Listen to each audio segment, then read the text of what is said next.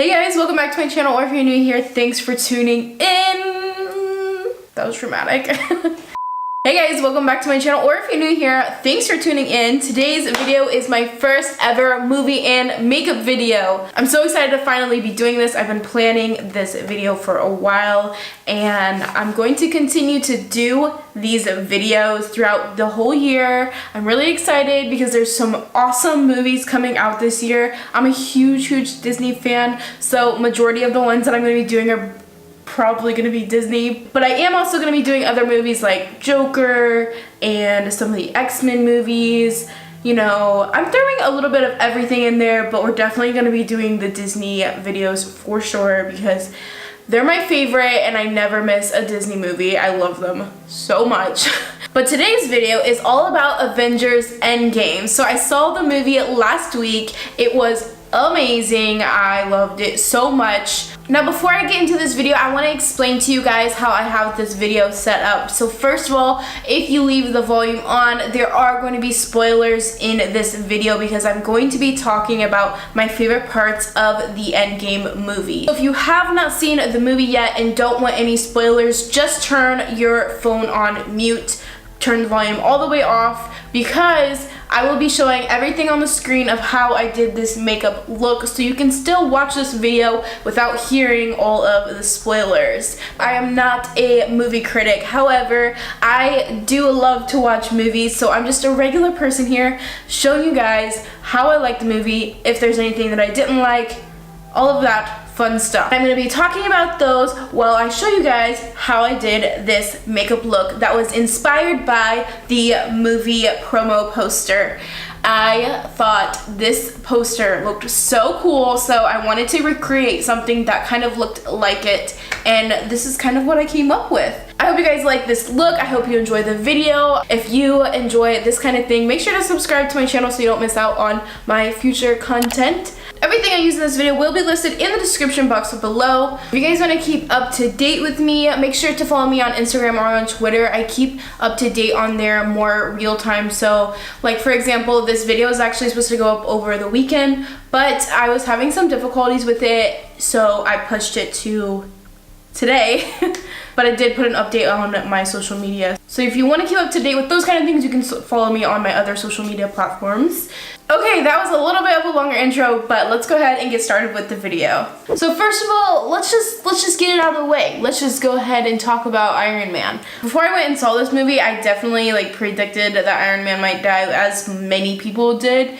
I mean, he's been in this Marvel series since the beginning, so it's pretty appropriate timing for him to no longer be a part of it. But it was so sad, but it was also so good. Like the way that they did it was, he's like the ultimate hero. He literally basically saved like everyone, but it also cost him his life. I love the way that they did it. It really made me excited for the new Spider-Man movie because I'm really interested to see how Peter deals with everything in the new Spider-Man movie. I think that's going to be really interesting to see just how his life is affected afterwards, and were any of the other kids in his school, like did some of them stay, did some of them come back, like how exactly is he going to interact with all of these people, and how is he going to, you know, do without having Tony there as like his mentor anymore. I don't know where I missed this, but I never realized that Pepper had her own suit. I was kind of surprised to see her there like fighting and stuff. I mean, it totally makes sense, but I was pretty surprised about it actually.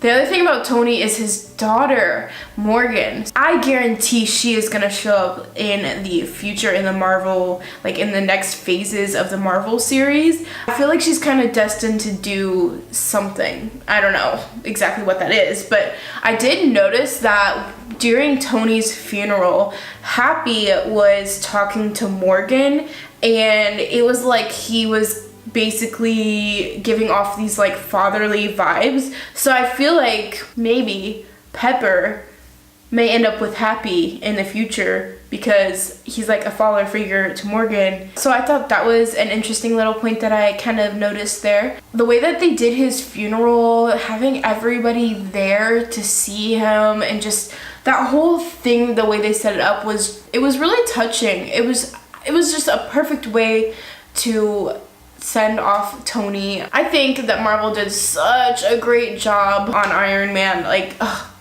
so good.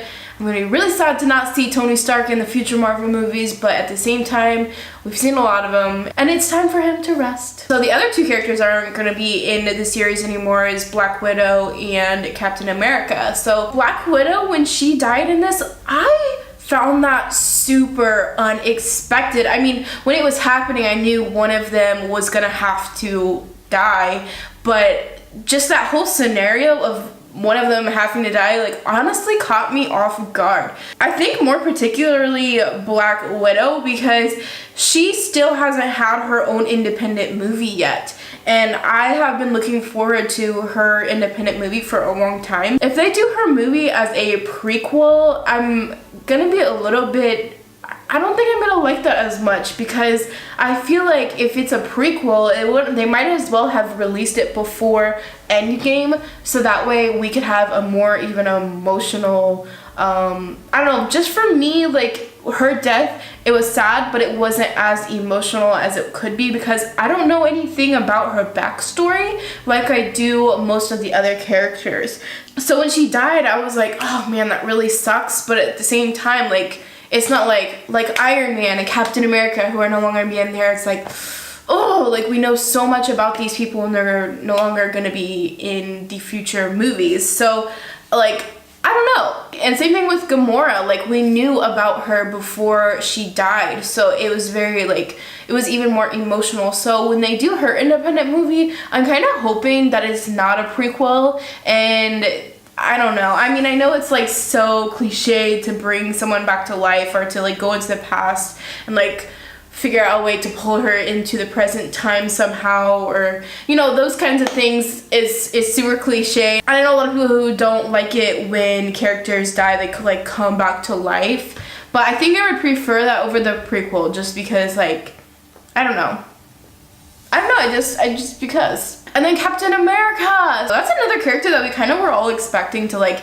eventually be phased out. So it wasn't super surprising that they found a way to phase him out, but I really like the way that they did it, because the whole time we've known Captain America, we've known that he's, like, was super in love with Peggy, and he just always missed her, and he always had his little locket picture with him, and he never felt the same love for anyone else. He just had such a deep love for her, and I absolutely love that he was able to, like, go back and in a different timeline, I'm assuming, because it couldn't have been the same timeline. In the very last scene when they're dancing with each other in the house is just, like, it's so beautiful and so cute and so touching, and I just, oh, that made me really want to cry.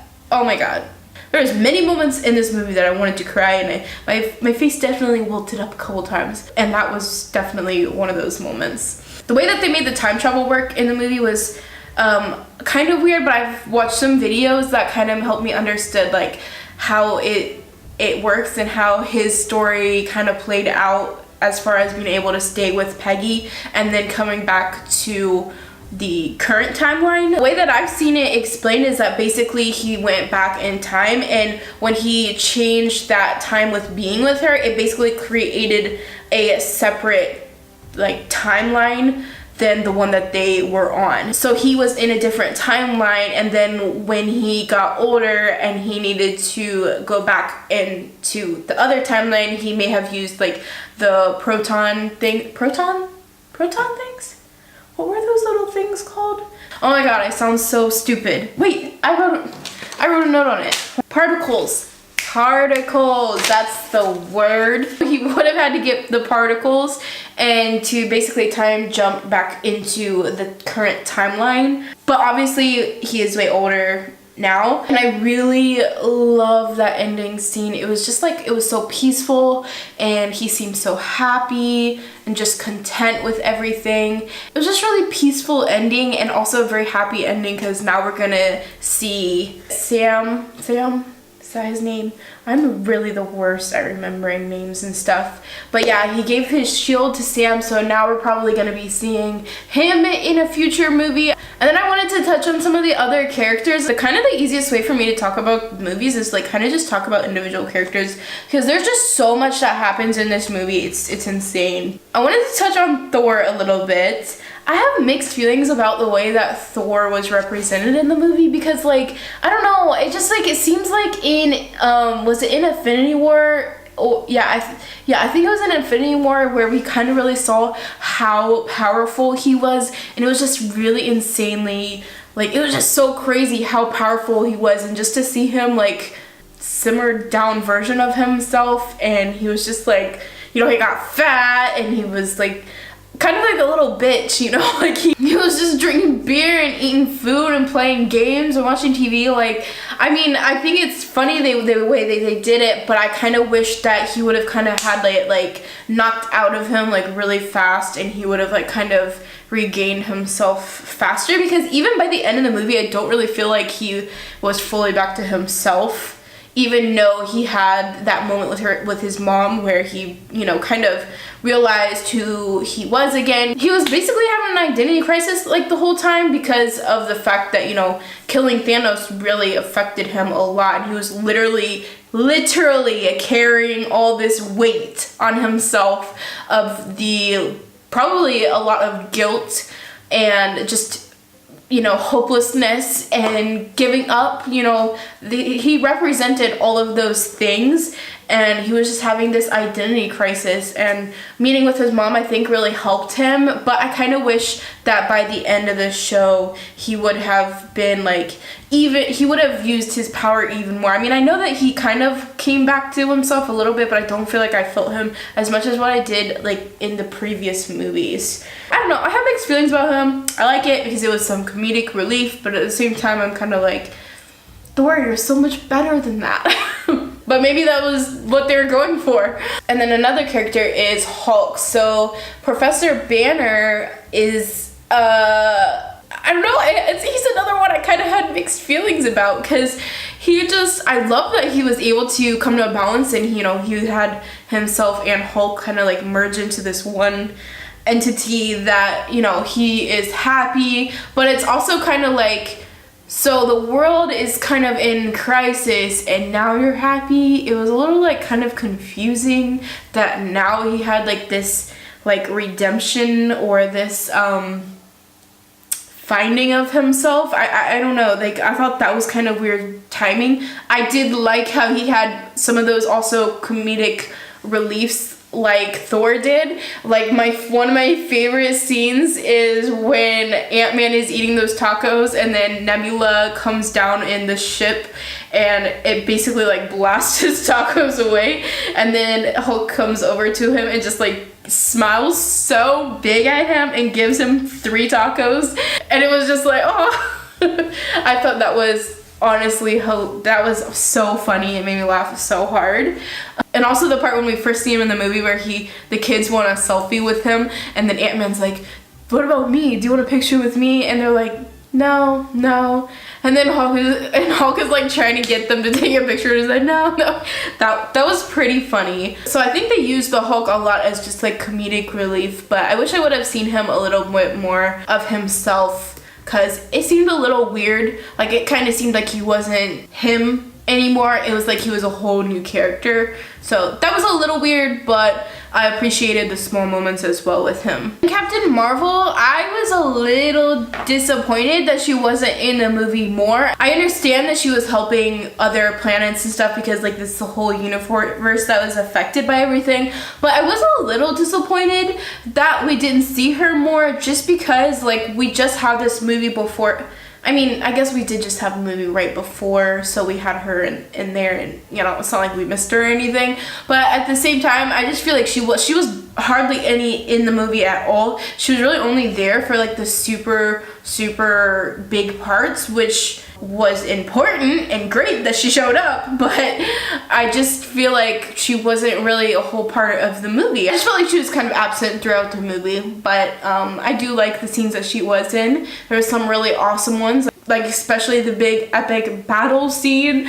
Oh my god, let's talk about that, because that was incredible. Like, like all you see is Captain America just struggling to get up, and he's just never giving up. And then you hear on your left, which is such a funny throwback to, I think it was Winter Soldier. But that scene that followed that moment, where everyone comes out and you just see basically in the entire Marvel universe of everyone that we've grown and got to know and learned about, and just everyone is there and coming back, and there's all these reunions. You know, Spider-Man comes back and Tony hugs him, and we see all of these characters come. We see the Black Panther gang, we see Doctor Strange, we just see everybody come back, and it's just like you get this feeling inside of you like,